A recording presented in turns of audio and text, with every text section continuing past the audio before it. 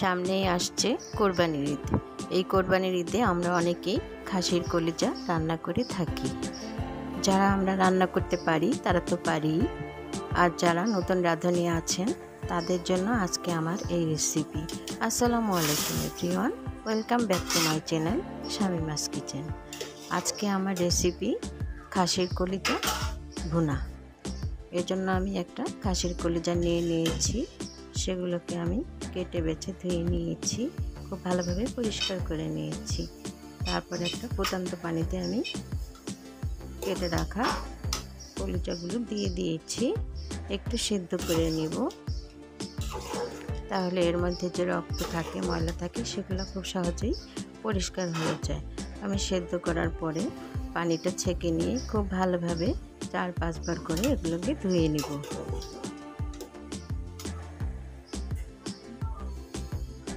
এবার একটা চুলায় কড়াই বসিয়ে দিয়েছি, তার মধ্যে দিয়ে দিলাম 1 কাপ পেঁয়াজ কুচি। পেঁয়াজটা হালকা বাদামি করে ভেজে নেব। বন্ধুরা, যে যেখান থেকে আমার ভিডিওটা দেখছেন প্লিজ একটা লাইক দিয়ে ভিডিওটা দেখা শুরু করবেন, আর টেনে টেনে ভিডিওটা দেখবেন না, সম্পূর্ণ ভিডিওটা দেখবেন। এবারে এর মধ্যে দিয়ে দিলাম দারচিনি, এলাচ, গোলমরিচ আর লবঙ্গ, আর 2টো তেজপাতা আমি টুকরো করে দিয়ে দিয়েছি। 1/2 কাপ পেঁয়াজ বাটা দিয়ে দিলাম।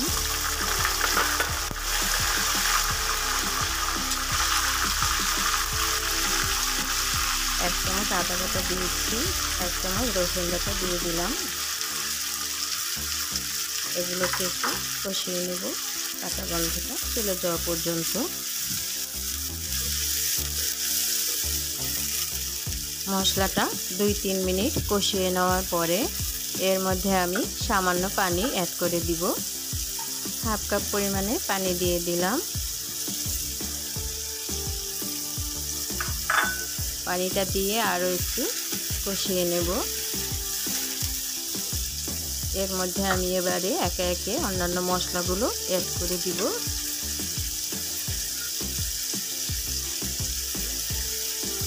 এবারে এর মধ্যে আমি দিয়ে দিব 1 চামচ হলুদের গুঁড়া, 1 চামচ মরিচের গুঁড়া,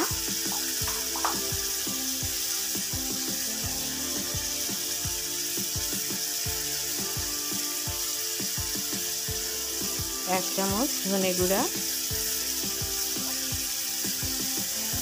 স্বাদ মতো লবণ দিয়ে দিলাম।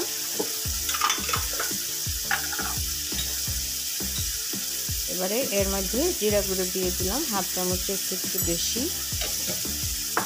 এই মশলাটাকে আমি এবার 3-4 মিনিট খুব ভালোভাবে মশলাটা কষিয়ে নিতে হবে।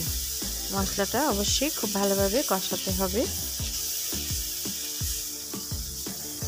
মশলাটা থেকে যখন তেল ছেড়ে আসবে তখন বুঝতে হবে মশলাটা কষিয়ে নেওয়া হয়ে গিয়েছে।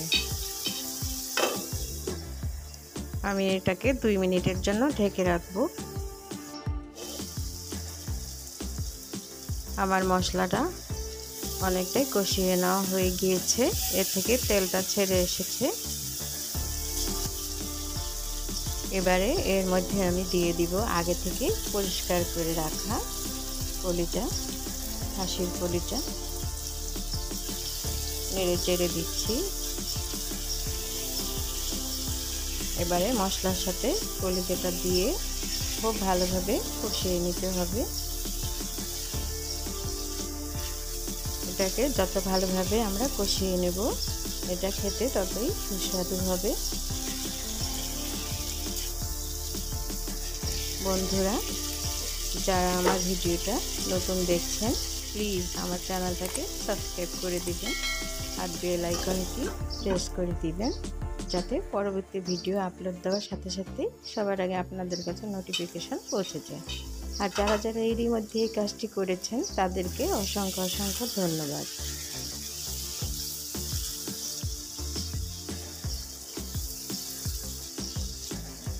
কলিজাটা খুব ভালোভাবে কষিয়ে নিচ্ছি।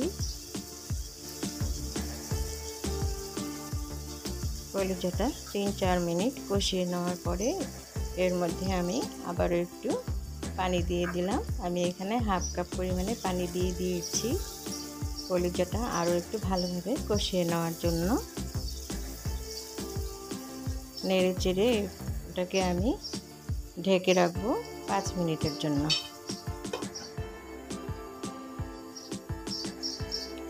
মাঝে মাঝে ঢাকনা খুলে খুলে নেড়ে দিতে হবে।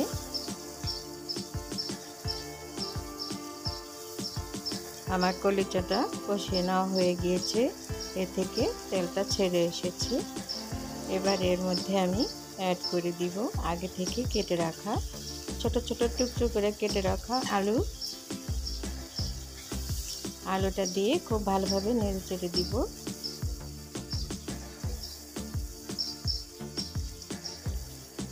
এটাকে আরও কিছুক্ষণ আমি কষিয়ে নেব।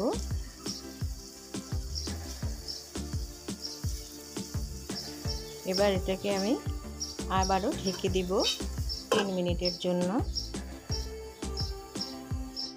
3 মিনিট পরে আমি ঢাকনাটা খুলে নিয়েছি।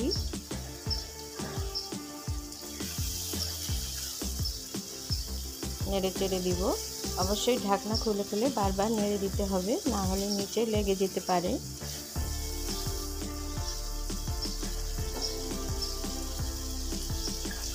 আমার কলিজাটা আলুর সাথে খুব ভালোভাবে কষিয়ে নেওয়া হয়ে গিয়েছে। এবার এর মধ্যে আমি 1 কাপ পরিমাণে পানি দিয়ে দিয়েছি।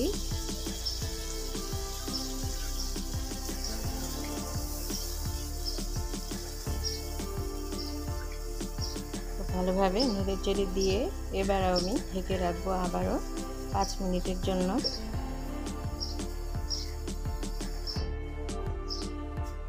5 মিনিট পরে ঢাকনাটা খুলে নিলাম।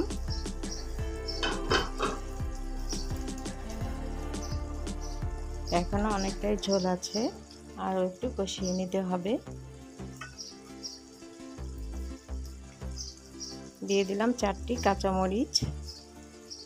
কাঁচামরিচগুলোকে আমি ফালি করে দিব না, আস্তেই দিয়ে দিয়েছি।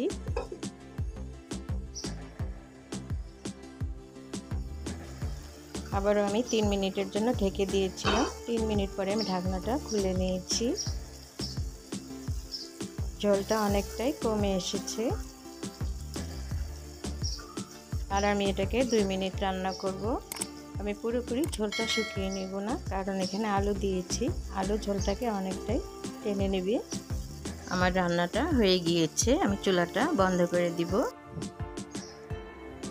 আমি একটা বাটিতে সার্ভ করে নিচ্ছি। আজ এই পর্যন্তই, আবারও ফিরে আসবো নতুন কোনো রেসিপি নিয়ে। সবাই খুব ভালো থাকবেন, সুস্থ থাকবেন। আল্লাহ হাফেজ।